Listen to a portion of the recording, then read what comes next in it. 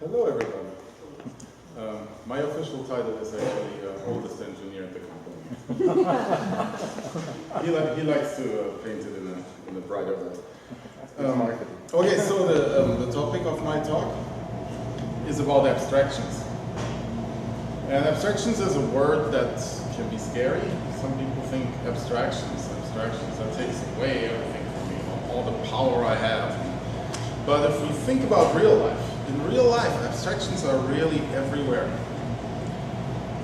Like an example is traffic. Who wouldn't know what that is? It's a pictogram, right? This is from German traffic. But America has a similar sign.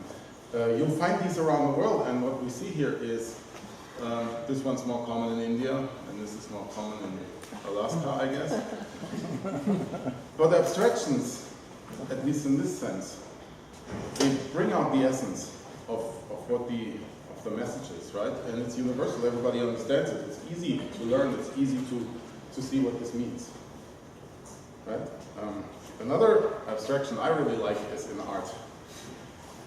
Everybody can see that this is Trafalgar Square, right? It's obvious, isn't it? And this is Broadway. Well, it's not that obvious, but in abstract art, the idea again is to reduce art to its essence, right? To the universal shapes and colors, and make it simpler. Okay. Famous quote about abstractions. Abstraction is a mental process we use when trying to discern what is essential or relevant to a problem. And these three words are really important to me. What is essential, what is relevant, and we're trying to solve a problem, or to describe a problem.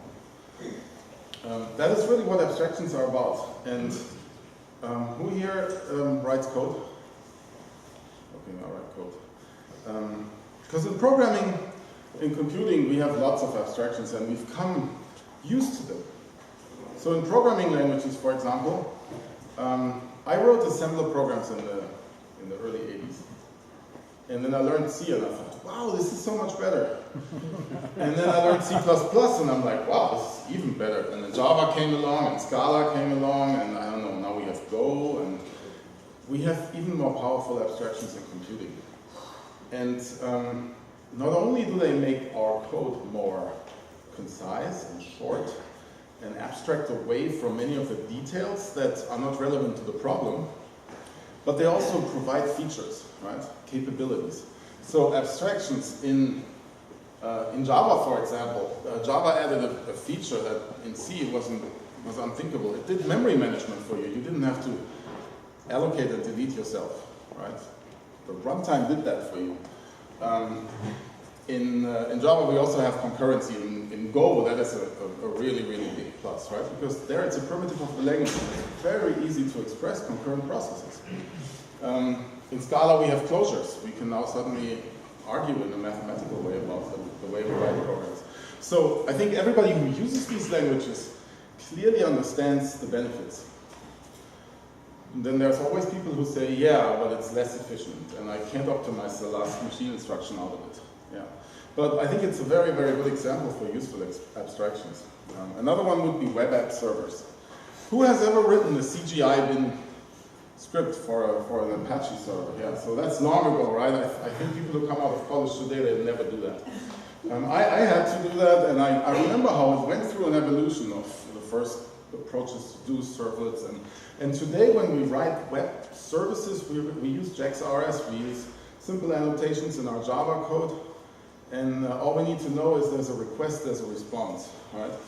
We don't need to understand how HTTP works, how connection pooling is done, how security is done. All these things are abstracted away from the application.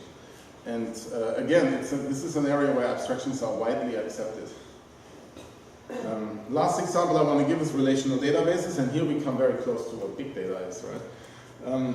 Initially, relational databases could really only represent primitive types, like strings and integers. They couldn't even do variable length strings. You had to say exactly how long the strings are. And over time, you added support for semi-structured types, for fully structured types, for actual there were object-oriented databases, and we had tools like Hibernate who would map our objects in Java to a representation in the database. And again, this gives us very nice abstractions. And the database itself, of course, gives us some capabilities again, right? Hidden behind that abstraction is a capability called transactions, asset level isolations, right? And everybody knows, I hope, how useful that is. Well, now speaking of big data, who has written a map reduce program? Okay. What is the type of the intermediate data types that go from mappers to reducers? What do they have to implement? Writable, a writable interface. So here the programmer is very much concerned with how data is serialized, how it's represented, how it flows from one node in the cluster to another. That's not what we call an abstraction. HBase. In HBase, all the keys, all the values, everything is just byte arrays. And the programmer is concerned with how do I represent complex data structures, right? How do I serialize my data into those byte arrays? Transactions pretty much don't exist in Hadoop, in big data, right? Cassandra has somewhat transactions, Hive has some kind of transactions, but a lot of the tools in the Hadoop ecosystem do not have that. And we do know there's a lot of work going on in Hadoop to provide higher level abstractions. We have Hive, which gives us a SQL-like interface over big data. We have Phoenix, which attempts the same thing. There's been too many to mention here. Other projects that give us abstractions. Now I want to talk a little bit more about what are these abstractions actually, because we can actually classify them. And I like to see this as a kind of layers of abstraction. And if you, this is why my talk is called Peeling the Onion. If you look at the onion, everybody has seen a sliced onion, right? Here on the inside, it gets really messy, and there's a lot of detail and little things that we can really not discern, right? But when I write an application, I don't want to deal with details at that level, right? And so typically I have a storage engine that I use and that I rely on, and that engine hides all the bit fiddling that happens in the background, and how this is written to a disk or to whatever medium is hidden from me, right? But there are various storage engines and they have different interfaces. But they provide some level of abstraction. And then the next level of abstraction is the storage format, right? So I have a physical medium, that's my storage engine, but now I have to map my data to the data model of that engine. In HBase, that means how do I map an object to a map of byte arrays, right? And often this encompasses representation of schema. Yeah. Next level of abstraction is consistency. We could argue about the order in which I put them, but as we know in relational databases, we have transactions, we have isolation levels. In big data, we don't have that much, right? But it's actually very important because big data is all about concurrent programming, massively parallel programming. And there are race conditions and there will be concurrent access to data, so we have to protect ourselves. We have to provide isolation levels. And that is a very, very powerful abstraction and a very powerful capability. Another thing abstractions can provide is sharing of data across paradigms. If I have a good abstraction, I can inject that into different programming paradigms. For example, I can use it in real-time streaming, I can use it in MapReduce, I can use it in Spark, I can use it in SQL. If I can do that, then I don't need to care about how the data is represented. I can interact with it in many, many different ways. And I can maybe integrate with external data systems without having to know how that exactly happens. Now we get to the fun part, which I call encapsulation of data access patterns. So a good example of that is ORM, Object Relational Mapping. In this case, we wouldn't call it relational because big data is rarely relational. But how do I map an object to a representation in storage? How do I make sure that all the applications that share this data follow the same convention? That nobody writes it in a different way and suddenly other programs will crash because they don't expect that, right? So if I have a way to encapsulate that in behind an API, and everybody now uses only that API, that's a very powerful abstraction, right? And last thing, whoops. Now I did something. Shoot. I don't get it. So I'm just going to say that the outermost layer is, if you think about it, we are injecting an API layer that provides abstractions, right? Now that we've already done that, we can inject a lot more in that layer. We can inject capabilities that we will need if we want to go into production with our data applications. We can inject things like metrics, emission of metrics. We can emit things like data governance, audit trail logging, lineage, and so on, right? We can do all these things without having that in our application code. It can all be in the abstraction layer, and it can be hidden from the application. All right, so I've talked a lot about these things. Maybe I'll just skip through these slides. How much more time do I have, Max? About 15 more minutes, including questions. Okay. So, yeah, I think Keynote is messing with me. It doesn't let me skip.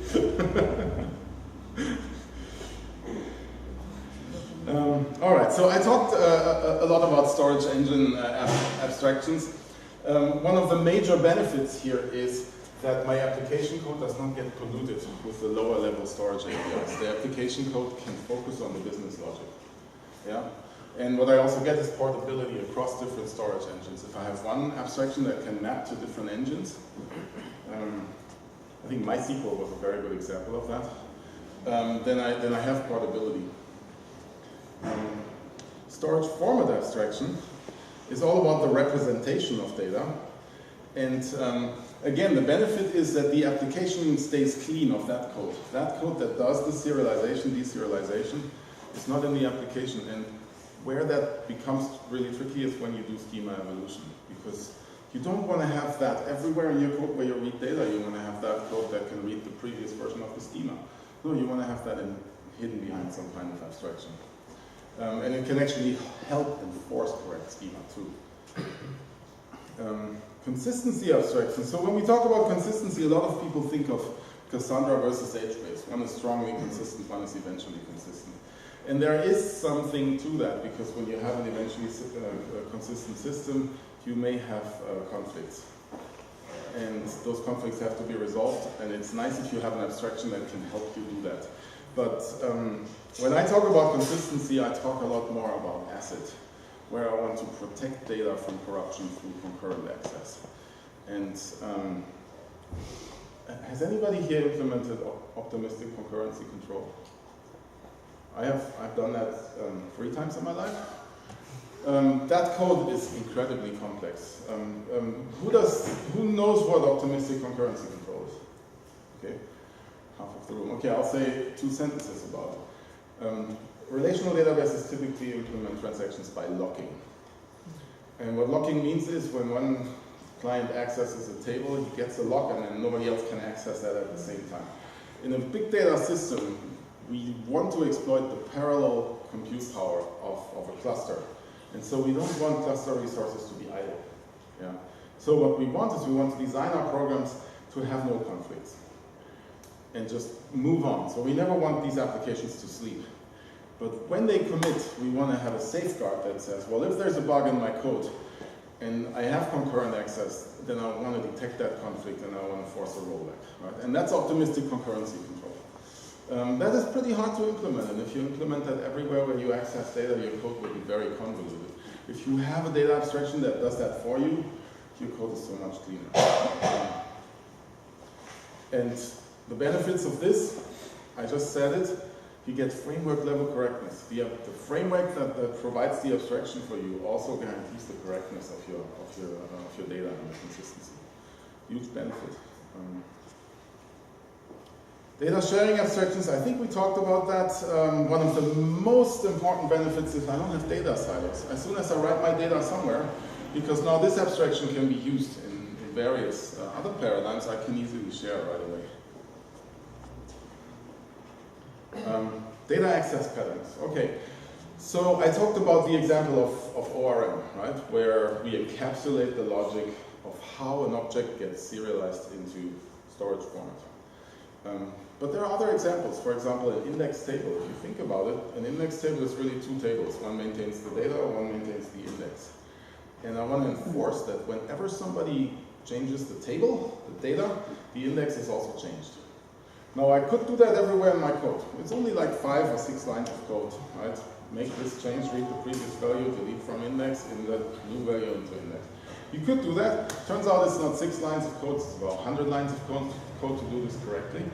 And the danger is, you could even do that everywhere in your application.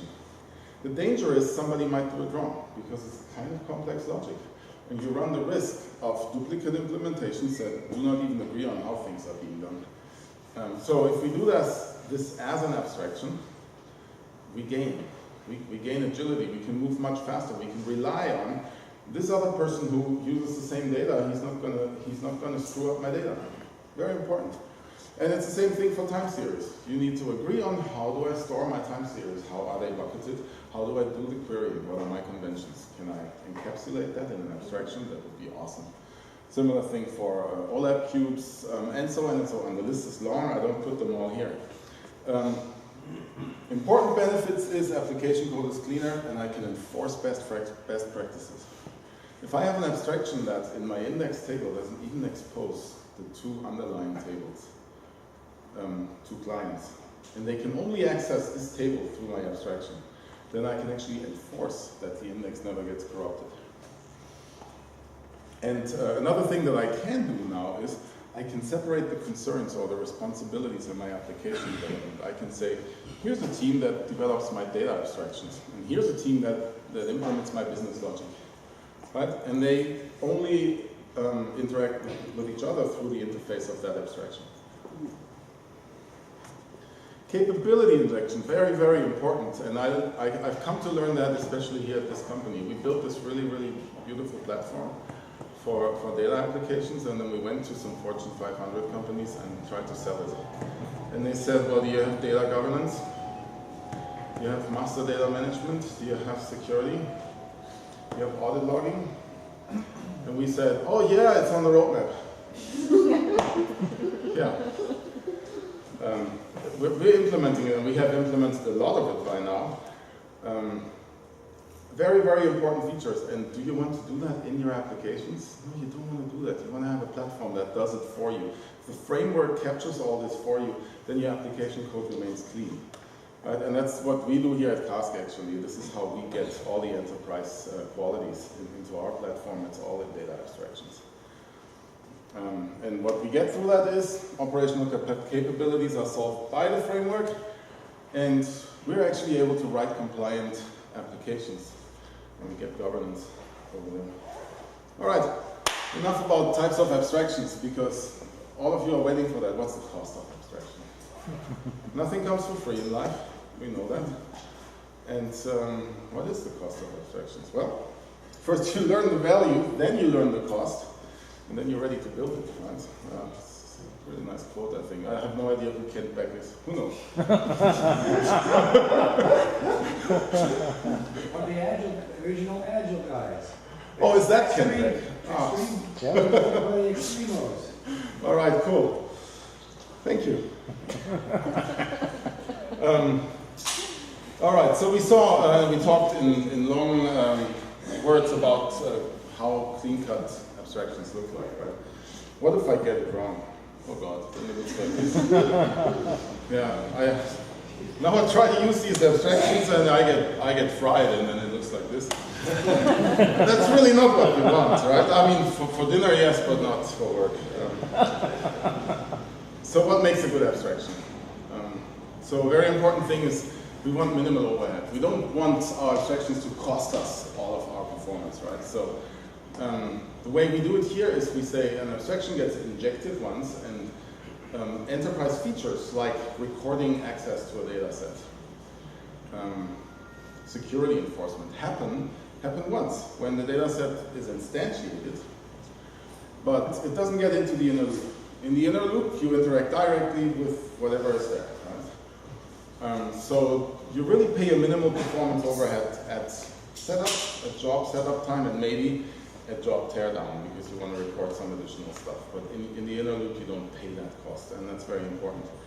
The other one is we don't want to introduce more complexity or more code. There's not more code to be executed. What we do is we separate the code, right? It's separation of concerns. And what that gives us is also reusability, because once we've built these abstractions, we can reuse them in different contexts. And then importantly, storage optimization. Yeah, once I put an abstraction over HBase, can I still optimize the heck out of it? Not that easily, right? So a good abstraction allows you to bypass it and actually twist the little knobs and all the bells and whistles of the underlying storage engine. The moment you do that, you lose portability. But when you go into production and you know, well, this application is not going to be ported to Cassandra, it's going to stay on HBase, then you can make these optimizations. Right? And a good abstraction should allow you to do that. All right, we're nearing the end of the talk. Very quick thing about what we do here at Cask. We build a product called CDAP. It's our big data application platform. And an important thing that it does is it provides data. Why doesn't this get highlighted? Something wrong. I have to learn Keynote. It provides data and programming abstractions. It provides data as a service, which is also a data abstraction. Then we have the Cask Hydrator, which is our tool to build data pipelines in a WYSIWYG fashion. And in the context of data abstractions, what you really get here is you get integrations with lots of different data sources and things. And then we have a tool for governance, basically, which is the Cask Tracker. And what that gives you is it records metadata for you. It records audits. It records access data, it records usage, it records metrics, it has all this stuff. And you can search it, you can track it, and you can also integrate with other master data management systems that are already out there. So in that context, I want to give a very quick demo. Data abstractions in practice. How does this look in CDAP, Hydrator, and Tracker? And I guess I have 5 minutes left. Is that right? Yeah. So the use case is, it's a little artificial because nobody does that anymore, but we're ingesting data from Twitter into a data set, and then we run a MapReduce job that reads, say, a day worth of tweets and computes the frequent hashtags. And then we have a service that allows us to retrieve that. What are the top 10 hashtags? And then, of course, we want to see what Tracker does, right? What is all the metadata and the lineage that we get out of it? So I'm going to switch to the demo.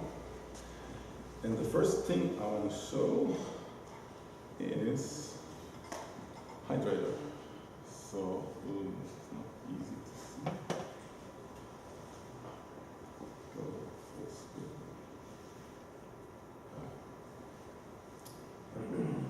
macOS thinks it's smarter than me. Not so much space I need. Okay, so this is a simple pipeline.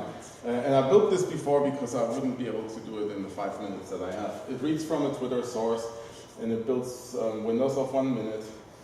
And then it has some English language filter. It does something, it removes the retweets because we don't want to count them duplicate. And then it writes that to a data set, right? And that data set is a time partitioned file set. That is CDAP's abstraction of a Hive table, you can say. And the way this looks when you create it here in Hydrator, can everybody read this? Yeah. This really gets created through a configuration. There's no code that you write. You can do this in code if you want to. But basically we say that this thing is a TPSF Avro time partition file set. The format is Avro, the name is tweets, and here we say what its schema is. And that's really all we have to do. Now once we have that, I could run this pipeline. It says you failed, but that's because I killed it. Because I didn't want it to create too much data, but I killed it too late because I then run the MapReduce job. Oops, here.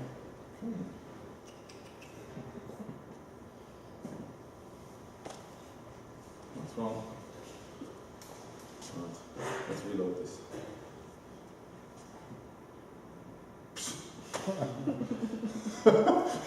You hit the home button. Did I? Yes. Okay, so this is CDAP, this is the platform, and I'm not going to spend too much time here, I'm just going to show you this is the application that I built. And this has a MapReduce job that counts the hashtags, and it has a service that serves out that data. And if I look at this MapReduce job, I ran it, and I can see that this has run 1,600 mappers. So that's why I can't run it now, it's going to run it too long on my small cluster. But what it also does is we can already see here what data sets this MapReduce job has access. And nothing in my code recorded that, right? My code looks very simple. In my code, so here's my MapReduce. In my code, all I say is, the first line, I can talk about that later. All I say here is, I get my context, and I add as an output the data set of the name counts. That's all. That data set. How did I create that data set? I did that here as part of deploying the application. I said, I want to create a data set that's called counts, and it's a table. How that's implemented? Not the concern of the application. The application just uses the table API. Now when we look at this MapReduce job, we have a mapper, and if you take a really close look at this mapper, you will find nothing different here in this mapper than if you read Avro files directly. It doesn't even talk about data sets. This is just a regular MapReduce, and the reducer is the same thing. So I don't really make any change to my MapReduce code, but the setup for my job is a lot easier. Because all I have to say is I want to use this data set. And I could do the same thing for the input, but I want to configure my input to read only 1 day worth of data and not all history. So I built some arguments here, and I set a start time and an end time based on the current time. And then I say add input of data set tweets with these arguments. And that's all I do. I don't need to configure the mapper output class or the schema for the Avro key input format. All these things are taken care of me through the abstraction of that data set. That happens automatically by saying this is my input. Yeah, so my code stays clean of those details. And similar thing here in the service that I wrote. This is a simple HTTP handler. I mentioned JAX-RS earlier, so you use JAX-RS, and you just say, give me a table, context, get data set counts, and that gives me a table, and that's it. And now I interact with it as if it was a code job, like a normal Java map. All right, I am not going to show more code, but I'm going to show you in Tracker what these two data sets look like. So Cask Tracker gives you an overview of what's going on in your system. What are the active applications, active programs, active data sets. But I can actually search here. Right? So we have a data set called tweets. And I can search for that, and I find this data set. Yeah, and if I click on that, it shows me, weird, a little bit is missing on the left. There. It shows me what this is. It shows me some tags. I haven't defined any tags. It shows me the system tags. This is explorable. It's batch readable. It's called tweets. It has a schema, and it shows me the schema. It shows me which fields are nullable. It shows me when this was created. By the way, UI team, we can format this a little better. I can't tell you. I mean, I know that was 2 p.m. this afternoon, but.